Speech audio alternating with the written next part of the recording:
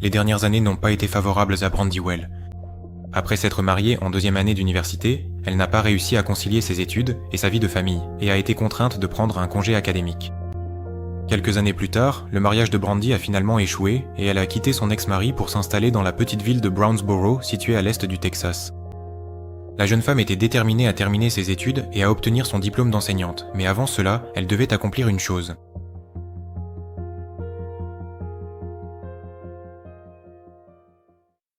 Peu et comptait pour cela retrouver des amis dans un club local. Elle a même invité sa petite sœur Georgia à l'accompagner, mais celle-ci a refusé. Avant de partir, Brandy a demandé de l'argent pour l'essence à sa mère, mais celle-ci n'en avait pas. Hélène a également refusé de prêter sa voiture à sa fille. Selon certaines informations, la jeune femme prévoyait de se rendre au prêteur sur gage pour vendre son collier en diamant afin d'obtenir un peu d'argent. On supposait que Brandy irait au club local, Electric Cowboy, où elle s'était déjà rendue à plusieurs reprises. Mais comme il s'est avéré par la suite, elle avait des plans tout à fait différents. Brandy s'est d'abord rendue dans un club de bowling pour boire un verre et voir un ami de la famille, le barman, Janet Green, qui, pour une raison quelconque, a déclaré qu'elle cherchait ici ses parents, alors qu'elle savait parfaitement qu'ils ne devaient pas être là aujourd'hui. De plus, il y a moins d'1 heure, elle avait parlé avec sa mère chez elle. Le 6 août, il s'est avéré que l'affaire de la disparition de Brandy serait prise en charge par la police de la ville de Longview, où l'on était cependant convaincu qu'il était encore trop tôt pour s'inquiéter. Le cas semblait banal. La jeune femme était allée en boîte de nuit et n'était pas rentrée chez elle le matin. Il n'y avait rien de suspect là-dedans. Cependant, au cours des 24 heures suivantes, l'affaire de la disparition prit une nouvelle tournure.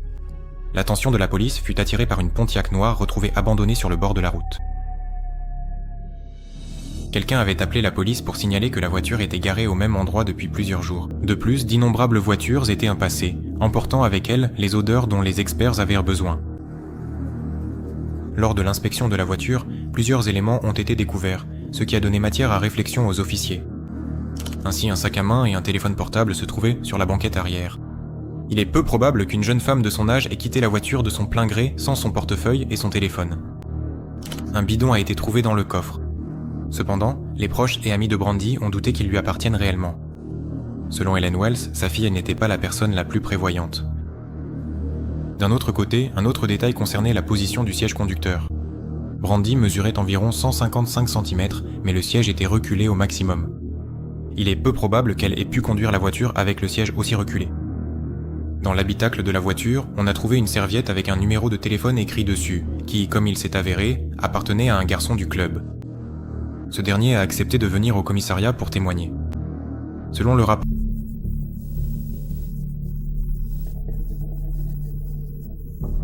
puis, seulement quelques petites minutes plus tard, cette photographie très précise nous la montre clairement en train de marcher aux côtés d'un tout autre homme dans la rue. Il est important de noter que son ex-petite amie de l'époque servait alors activement au sein de l'armée, étant stationnée très loin d'ici, sur le territoire de l'Irak. En conséquence directe de ces nouveaux éléments inattendus, pendant une période s'étendant sur 2 semaines entières, les services de la police nationale ont dû mener une enquête approfondie sur un tout autre téléphone portable qui n'avait absolument pas été identifié auparavant par les enquêteurs. Lorsque les forces de l'ordre ont compris que le téléphone de Brandy avait disparu, ils ont supposé que la jeune femme était partie de son plein gré. Ils se sont alors adressés à l'opérateur, celle indiquée par le terminal de lecture. En raison de la confusion concernant l'heure, les enquêteurs ont d'abord pris la mauvaise personne pour Brandy. Ce n'était pas la bonne jeune femme.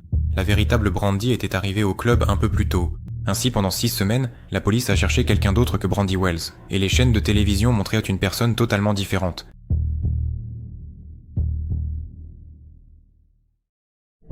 À présent, les enquêteurs avaient la possibilité de découvrir ce que Brandy avait fait dans la soirée du 2 août.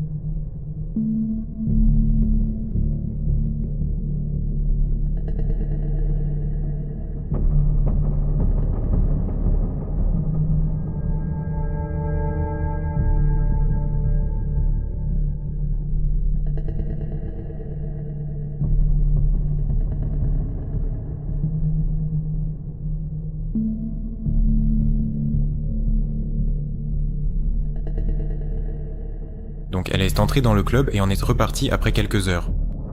Un certain soupçon pèse sur un homme portant un chapeau de cow-boy qui est sorti en même temps que Brandy. À un moment donné, il a tourné la tête dans sa direction. Le comportement de Brandy. Après qu'elle ait pratiquement disparu de l'objectif de la caméra, son attitude suscite des questions. Quand elle est sortie du champ, ses jambes étaient encore visibles. D'abord, elle marchait tout droit, puis elle a tourné à gauche, ce que l'on peut remarquer grâce à son ombre. Ensuite, le couple part dans la même direction. Il s'est avéré plus tard qu'en chemin, elle avait appelé 2 fois le club pour demander comment s'y rendre.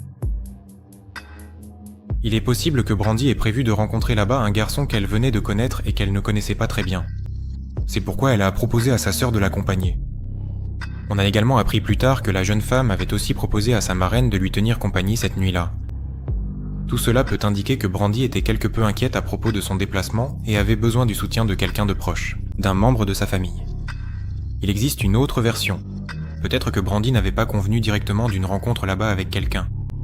Le garçon avait simplement pu lui mentionner qu'il prévoyait de se rendre dans ce club cette nuit-là, et Brandy espérait le croiser là-bas.